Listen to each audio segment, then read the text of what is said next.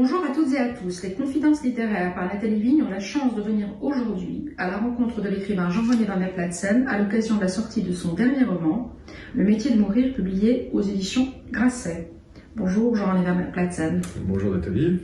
Je me propose pendant ce petit moment que nous allons passer ensemble d'aborder avec vous votre actualité et votre dernier livre, Le métier de mourir, les œuvres littéraires et les auteurs qui ont marqué et jalonné votre parcours de lecteur, d'écrivain, d'homme, vos coups de cœur littéraires, cinématographiques plus récents et la musique qui vous accompagne et vous emporte en ce moment en particulier, puis quelques questions ayant trait à votre rapport à la littérature et à l'écriture, et enfin, dans la dernière partie de notre entretien, je vous demanderai si vous avez ici un objet auquel vous êtes particulièrement attaché, et si vous en êtes d'accord, je vous demanderai de nous lire quelques pages de votre livre. Jean-René Van der Platzen, vous êtes journaliste et écrivain. Entré au Figaro en 1988, vous y faites toute votre carrière et êtes aujourd'hui directeur délégué de la rédaction du Figaro Magazine. Vous êtes également membre du jury du prix de Flore depuis sa création en 1994. Vous avez écrit à ce jour un récit et un roman, La nostalgie de l'honneur, paru aux éditions Grasset en 2017, pour lequel vous obtenez la même année le Grand Prix Jean Giono et le prix Interallié. Livre dans lequel vous creusez le sillon de l'histoire de votre grand-père maternel, auquel vous rendez hommage, gaulliste de la première heure, compagnon du maréchal Leclerc pour la libération de la France, un homme ayant le goût du panache et de l'audace, comme vous le dites si bien. Vous fûtes vous-même soldat au 7e bataillon des chasseurs alpins, puis casque bleu au Liban, au même endroit et au même âge que Favrier, l'un des personnages de votre livre que nous retrouverons un peu plus tard. Le métier de mourir, votre tout dernier roman, publié également aux éditions Grasset, vient d'obtenir le prix Renaudot des lycéens 2020. Nous sommes ensemble aujourd'hui afin d'évoquer, entre autres, votre dernier opus. Ce roman est fondé sur l'histoire vraie d'un personnage qui a vu disparaître toute sa famille, 3 sœurs, un frère et ses parents, dans le camp de concentration de Treblinka pendant la Deuxième Guerre mondiale, qui a survécu par miracle. Il décidera de se reconstruire et s'engagera dans la Légion étrangère, fera la guerre d'Indochine, puis s'engagera dans l'armée israélienne. Cette histoire vous a été racontée par votre grand-père maternel, que nous avons évoqué ci avant, et vous dites qu'elle vous hante depuis toujours. Vous respectez avec ce roman les critères classiques d'unité de temps, de lieu et d'action. Nous sommes en 1985, pendant l'été, à la frontière israélo-libanaise dans l'enclave, bande de terre démilitarisée qui sépare l'Israël du Liban. Votre héros, Belfast, y tient un checkpoint au moment où l'armée israélienne se retire du Sud-Liban, occupé pendant 3 ans. Et les milices de l'époque cherchent à s'emparer de cet endroit, notamment en inventant l'attentat à la voiture piégée. Il y a 2 personnages principaux dans votre roman, Belfast, nom dont nous découvrirons la signification à la fin de votre livre, dit aussi le vieux. Personnage noble, courageux, généreux, héroïque, mais en souffrance. Un homme dont la reconstruction s'appuie entre autres sur un texte de l'Ancien Testament, l'Ecclésiaste. Deuxième personnage, Favrier, tout jeune homme et nouveau venu avec qui Belfast créera petit à petit un rapport d'amitié puis peut-être paternel. Ce roman est tout à la fois un roman à énigme. Quel est le secret de Belfast? Le récit d'une vengeance, une histoire d'amitié, d'admiration, de fascination entre 2 hommes, une réflexion sur la transmission, un livre sur la beauté du monde, un livre sur le poids de l'histoire. Vous l'aurez compris, nous sommes devant un très grand livre. Cher Jean-René Van der Platzen, pouvez-vous nous parler de votre nouvel opus? C'est à vous. Merci Nathalie. Écoutez, je croule sous les compliments. Ce que vous dites est vrai. Cette histoire absolument rocambolesque, abracadabrantesque, m'a été racontée par mon grand-père il y a bien des années de cela. J'étais encore adolescent et comme vous l'avez dit, cette histoire m'a habité à peu près toute ma vie. Quelle est-elle? C'est l'histoire donc d'un jeune homme juif qui est déporté avec toute sa famille dans un camp de concentration.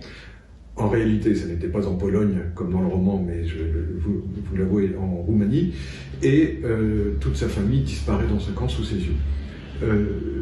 Comment se reconstruit-on ensuite? C'est une des questions que vous posez, et c'est la question principale de ce roman. En tout cas, c'est l'un des 2 suspens qui sera mené parallèlement à un autre, puisque l'action de ce roman se déroule, comme vous l'avez dit, en respectant les 3 unités de temps, de lieu et d'action, typiques du théâtre classique, ou du théâtre de l'Antiquité. Et donc tout ça se déroule pendant 3 jours, les 3 coups du destin,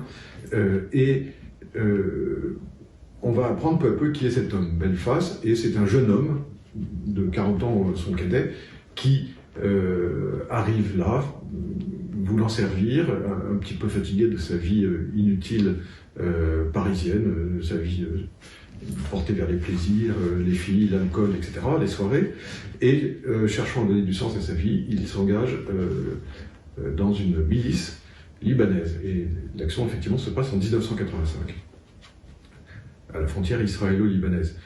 Et donc, le roman étudie la relation entre ce vétéran, qui a connu la souffrance, la mort, et ce jeune homme qui veut vivre intensément et qui se prend d'affection et d'admiration pour ce vieux soldat. C'est l'éternelle histoire non pas du jeune homme et de l'enfant, non pas du vieil homme et de l'enfant, mais du vieil homme et de l'adolescent, du maître et de l'élève, du père et du fils, même s'ils ne sont pas liés par les liens du sang. Et peu à peu, le vétéran va se dévoiler et on va comprendre un peu quelle était son histoire. Et là, je resterai discret et évasif là-dessus, puisque c'est l'un des deux moteurs du récit, l'un des deux suspens. Mais en tout cas, sachez que cette partie-là, si on part romanesque, elle est totalement réelle. Tout ce que je raconte c'est réellement passé. Et puis, l'autre aspect, c'est un checkpoint à un poste frontière. Que se passe-t-il? Il est tenu par des soldats. En général, il ne se passe pas grand-chose. Et puis, en attendant qu'il se passe quelque chose, que font les soldats? Eh bien, écoutez, ils discutent, ils se souviennent, ils rêvent, ils se préparent au combat. Parfois, ils se dévoilent peu à peu. Parfois, se nouent des amitiés. Et c'est ce qui va se passer. Et on va comprendre, ça c'est le second suspense dont je vous parlais, qui est mené parallèlement au premier, quelle est l'énigme derrière la vie de Belfast. Et donc, ce second suspense, c'est qui va mourir. Puisqu'on comprend assez vite, je pense, dès la 3e page, qu'il va y avoir de la casse. Et à la différence du désert des Tartares, où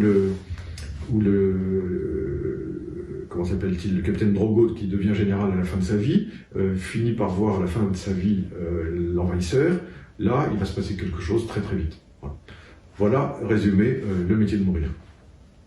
Sinon, comme vous l'avez dit, ce n'est pas seulement, je pense, un roman linéaire tel que je viens de vous le décrire.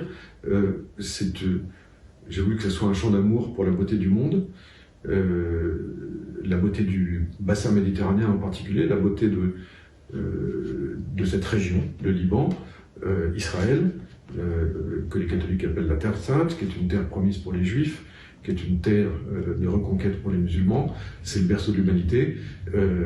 On ne sort pas indemne d'avoir vécu là-bas, particulièrement en période de guerre.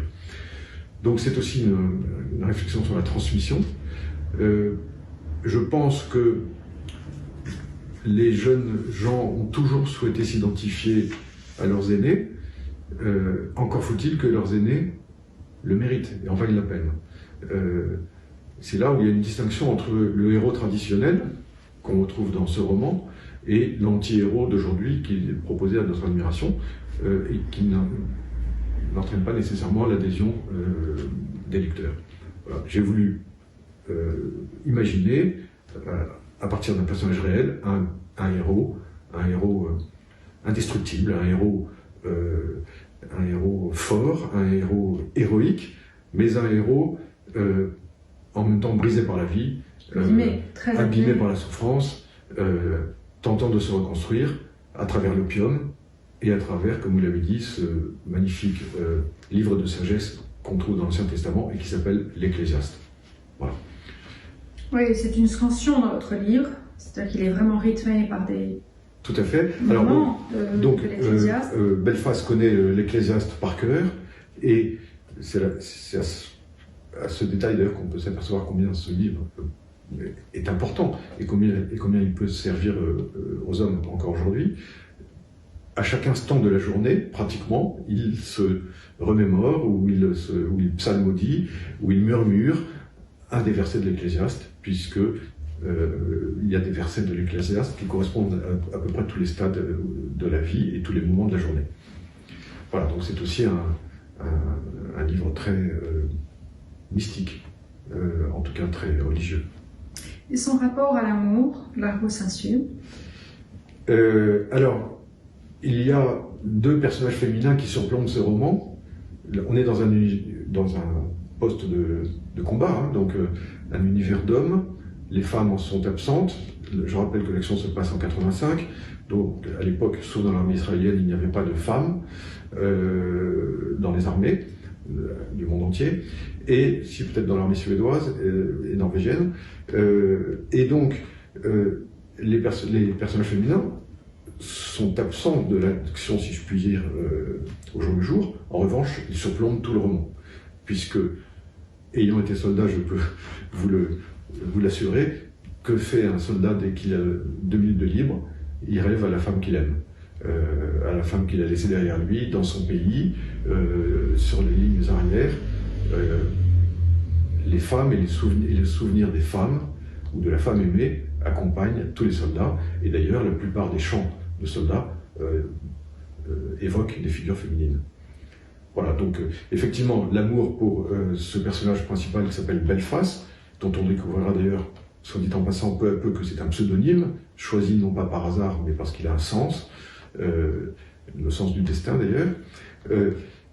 Ces femmes surplombent ces deux hommes, leur souvenir est omniprésent.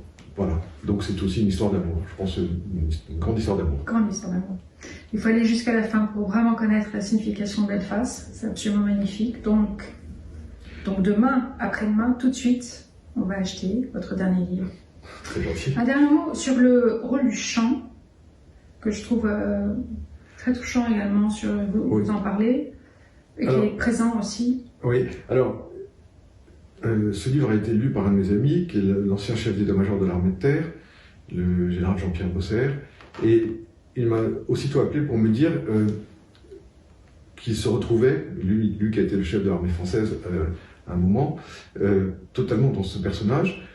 Et il me disait, ce que tu as particulièrement bien réussi, pardon, j'ai l'impression de me jeter des fleurs, mais c'est ce que vous dites. Le chant accompagne la vie des soldats, rythme la vie des soldats. On chante quand on part en combat, et on chantonne quand on monte une garde. Dans un mirador, la sentinelle n'est jamais seule. Pourquoi? Parce qu'elle a le souvenir elle a le souvenir de la femme aimée, et elle a des chants qu'elle se chantonne pendant toute la durée de sa garde. Et l'autre chose très importante dans la vie des soldats, c'est la raison pour laquelle il y a des aumôniers dans toutes les unités, c'est la présence de Dieu. Parce que quand un homme sait qu'il risque de mourir à chaque instant, il faut bien qu'il se raccroche à une idée. Il faut bien qu'il y ait quelque chose, ou quelqu'un, ou là-haut, ou ailleurs, en tout cas une transcendance, qui lui donne une raison de mourir. On s'aperçoit que les raisons de mourir, d'ailleurs, sont souvent de très bonnes raisons de vivre. Ou l'inverse, les bonnes raisons de vivre sont aussi des raisons de mourir. Raison de vivre, qu'est la liberté, est la meilleure des raisons de mourir. Voilà, donc la présence de Dieu, ou l'idée qu'on s'en fait, la présence du chant pour ne pas être seul, pour se tenir compagnie à soi-même quand on est seul, ou en groupe, et la présence de la femme aimée, voilà, vous avez la trinité du soldat. Merci.